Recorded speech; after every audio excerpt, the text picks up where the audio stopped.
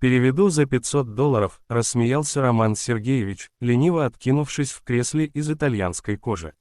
Его смех эхом отозвался под потолком стеклянного конференц-зала. Сотрудники, собравшиеся на встречу, переглянулись, кто-то робко усмехнулся, ведь начальник шутит, и шутки его, как правило, нельзя не поддержать. На длинном столе лежали папки с документами, ноутбуки, чашки с остывшим кофе. На экране висела видеоконференция с японскими партнерами, те сидели неподвижно, как статуи, с вежливыми улыбками и глазами, в которых сквозила сдержанная настороженность. «Роман Сергеевич, может, все-таки пригласим переводчика», – осторожно произнес его помощник Денис, текст довольно специфический, много юридических нюансов. Роман махнул рукой: «Да что вы, Денис. Я 5 лет с японцами работаю, язык понимаю, хоть не идеально, но смысл уловлю. Не впервой». И тут из угла стола поднялась хрупкая фигура девушки в скромном сером жакете. Это была Лера, временный переводчик, нанятая по контракту. Ее голос был тих, но уверенный. «Извините, но эти партнеры используют древние деловые обороты. Там много устаревших выражений. Машинный перевод может исказить смысл». Роман прищурился. «Девушка, вы что, сомневаетесь в моем интеллекте? Я миллиарды зарабатываю, а вы мне про какие-то выражения». Лера опустила глаза. «Я просто предупреждаю». «Да ладно вам, Лера», — с ухмылкой перебил он, — «вот вы сколько зарабатываете в час?» Она не ответила. «Ну, пусть $10. А я вам говорю, переведу за 500. Ха, зал снова неловко улыбнулся. Смех Романа был заразителен, но холоден, как звук монеты, брошенной в пустую чашу. Он открыл ноутбук, включил автоматический переводчик и вставил текст письма от японцев. На экране замигали символы, потом всплыло странное предложение. «We expect your sacrifice tomorrow at 8 часов утра». «Мы ждем вашу жертву завтра в 8 утра», — вслух прочитал он и рассмеялся. «Вот, пожалуйста, японский юмор». Но никто не смеялся, даже Денис. Лера подняла голову. Они написали не «вклад» и не «пожертвование». Это именно «жертва». Так раньше в старинных компаниях обозначали человека, на которого записывают убытки. У них это древняя традиция, цуру но хита, человек, отдающий себя ради других. Если вы подпишете контракт, то все возможные риски, долги и потери перейдут лично на вас. Ее слова прозвучали тихо, но в зале раздался еле слышный вздох. Роман нахмурился, взял документ и начал быстро листать страницы. Буквы прыгали перед глазами, но одно слово повторялось в разных местах: ЗРНЗ, ответственное лицо. Он впервые почувствовал легкое беспокойство. В груди защемило. «Подождите, вы уверены?» – спросил он. «Абсолютно. Иначе они бы не использовали старую форму глагола «тамару». Это форма для личной ответственности». Он молчал. Его пальцы сжались в кулак. 5 минут назад он был богом в своем офисе, а теперь стоял перед простым выбором – подписать и потерять все или признать, что ошибся. «Вы хорошо разбираетесь в японском», – наконец произнес он. «Я училась в Киото, но не закончила, не хватило средств», – просто ответила она. Слова застряли у него в горле. Роман кивнул, но не сказал ни слова. Он закрыл ноутбук, повернулся к Денису. «Отменить встречу. Скажите им, что мы пересмотрим условия. И поблагодарите госпожу переводчицу». Когда японцы отключились, Лера уже собирала свои бумаги, чтобы уйти. Но Роман подошел к ней. «Вы только что спасли мою компанию от катастрофы. Знаете, что это значило? Я просто сделала свою работу. Нет, вы сделали больше. Вы спасли мое лицо». Он протянул руку, впервые без показной уверенности. Она неловко пожала ее, чувствуя, как напряжены его пальцы. На следующий день секретарь принесла ей конверт. Внутри лежали ровно $500 и короткая записка, написанная его почерком. «За честность. Но я все равно хочу, чтобы вы переводили завтра. Не текст, а мои слова». Она не понимала, о чем речь, но пришла. Зал снова был полон, но атмосфера теперь другая. На сцене стоял Роман, без галстука, с открытой рубашкой и взглядом, в котором больше не было ледяного блеска.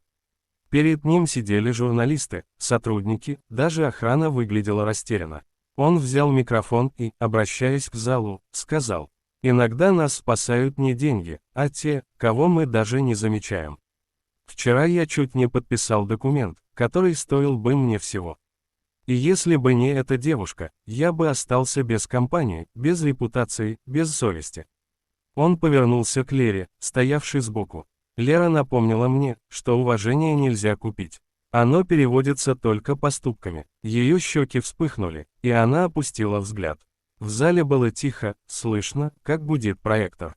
Поэтому сегодня я решил, что отныне все наши контракты будут проверять не юристы, не советники, а люди, которые умеют читать смысл, а не только буквы. И первый перевод, который я хочу поручить Лере, это перевод того, что я скажу сейчас.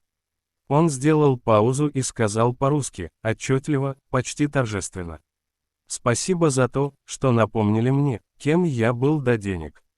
Лера перевела его слова на японский. На экране улыбнулся один из партнеров и сказал: «Теперь мы понимаем, с кем имеем дело. Мы уважаем честность». Все зааплодировали. Но Лера знала, для него это не просто красивая речь. Что-то в нем изменилось. Когда мероприятие закончилось, он подошел к ней и тихо произнес: «Я хочу поговорить с вами лично. Завтра в 10. Она удивленно посмотрела. «По поводу перевода, по поводу жизни». Он улыбнулся впервые без маски. В тот вечер Лера долго не могла уснуть. Она смотрела на конверт с деньгами, лежащий на столе, и думала, как странно, одна встреча, одно слово, одно предупреждение могут перевести судьбу человека на другой язык. Она еще не знала, что этим утром Роман уже подписывал другой документ, не контракт, а поручение, которое навсегда изменит жизнь обоих. Лера пришла ровно в 10. Холл компании был непривычно тих, без привычного гула сотрудников, без спешки, без звона лифтов. Только охранник, узнав ее, кивнул и проводил взглядом до кабинета генерального директора. Дверь была приоткрыта. Внутри стоял Роман, спиной к ней, глядя в окно. На подоконнике лежала папка, стопка бумаг и чашка с уже остывшим кофе. «Вы пришли», — сказал он, не поворачиваясь. «Вы просили», — ответила она, тихо прикрыв за собой дверь. Он обернулся, выглядел уставшим, но спокойным, будто принял важное решение и теперь просто дышал после бури. «Вы, наверное, думаете, что я снова собираюсь говорить про работу. А разве нет?» Он улыбнулся: «Нет, сегодня не о бизнесе, сегодня о долге». Он подошел к столу, открыл папку и выложил на поверхность несколько документов. «Я всю ночь думал о том, что произошло. Я чуть не подписал соглашение, которое бы поставило крест не только на моем бизнесе, но и на людях, что работают здесь. 300 семей могли остаться без зарплат. И все из-за моей самоуверенности. Я привык думать, что деньги решают все. А оказалось, что иногда спасает только голос совести, пусть даже тихий». Лера слушала, не перебивая. «Я хочу кое-что вам показать», — сказал он и достал лист бумаги. На нем были реквизиты, банковские переводы, цифры, подписи. Это перевод. Настоящий перевод. Я перевел часть своих акций в благотворительный фонд. Назвал его «Слово». Деньги пойдут на оплату учебы молодых переводчиков. Тех, кто умеет слышать смысл, а не только текст. Лера замерла. «Вы, серьезно?» «Более чем. Я узнал, что вы когда-то хотели учиться в Киото, но не смогли. Поэтому начну с вас. Завтра у вас самолет. Билеты уже куплены». Она резко поднялась со стула. «Нет, Роман Сергеевич, это невозможно. Я не могу принять». «Можете, потому что вы заслужили. Вы не спасли мою сделку, вы спасли меня самого. Я был человеком, который говорил на всех языках, кроме человеческого.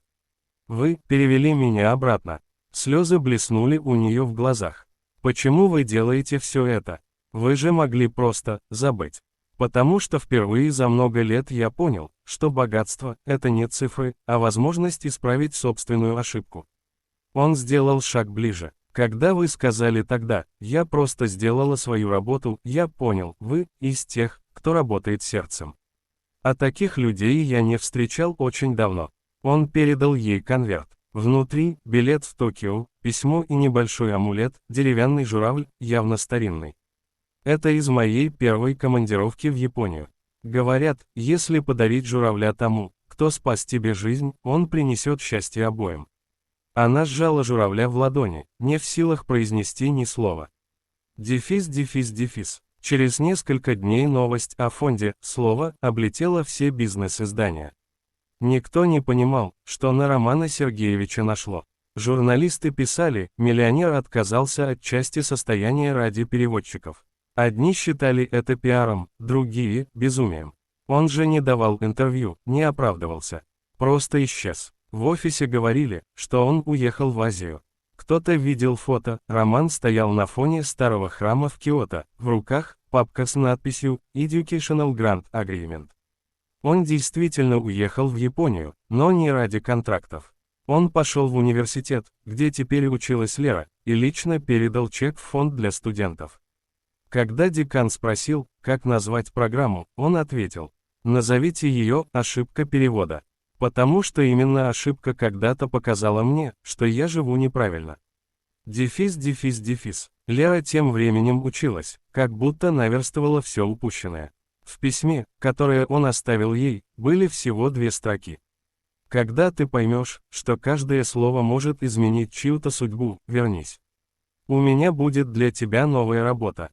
Прошло 2 года, она стала лучшей студенткой курса. Ее статьи о тонкостях японского языка печатали в журналах, а дипломная работа называлась «Перевод как мост между мирами». Но однажды в университет пришло письмо без обратного адреса. Внутри – фотография, Роман стоит на берегу, в руках – тот самый журавль. На обороте надпись: «Настоящий перевод – это поступок». Всегда помни это. Через неделю пришло еще одно письмо от его секретаря. В нем сообщалось, что Роман погиб в автокатастрофе под Осакой. Он ехал на встречу с благотворительной организацией. Лера долго не могла поверить. Она поехала в Киото, в тот самый храм, где он когда-то стоял. Настоятель храма сказал, что несколько дней до трагедии к нему приходил русский бизнесмен. Он оставил пожертвование и попросил повесить на древнее дерево деревянного журавля, в знак благодарности женщине, которая научила его понимать людей. Лера нашла тот журавль. На обратной стороне были выгравированы слова на японском. «Спасибо за перевод. Теперь я на правильной стороне жизни». Она стояла под деревом, и ветер тихо раскачивал тысячи бумажных и деревянных журавлей, словно весь мир вдруг заговорил на языке, который она понимала сердцем. Слезы текли по ее щекам, но она улыбалась. Потому что знала, это не конец. Дефис. Через год Лера вернулась в Россию. Фонд «Слово» продолжал работать, теперь уже под ее руководством. Она стала директором программы, открыла филиалы в нескольких странах и каждый год вручала гранты студентам, которые мечтали учиться языкам. На первой церемонии вручения грантов она вышла на сцену и сказала: «Много лет назад один человек сказал мне, что перевод стоит дороже всех денег. Тогда я не поняла, но теперь знаю, каждый из нас может стать переводчиком. Перевести чужое равнодушие в сострадание. Перевести ошибку в прощение. Перевести одиночество в смысл». Зал аплодировал стоя. В первом ряду сидели студенты, среди них мальчик из Владивостока, девушка из Алматы, парень из Хиросимы. Они улыбались, и в их глазах Лера видела отражение того самого дня, когда все началось, с одной дерзкой фразы «переведу за $500». С тех пор эти слова стали легендой фонда. Каждый новичок знал, за деньгами может стоять судьба, а за простым переводом – спасение.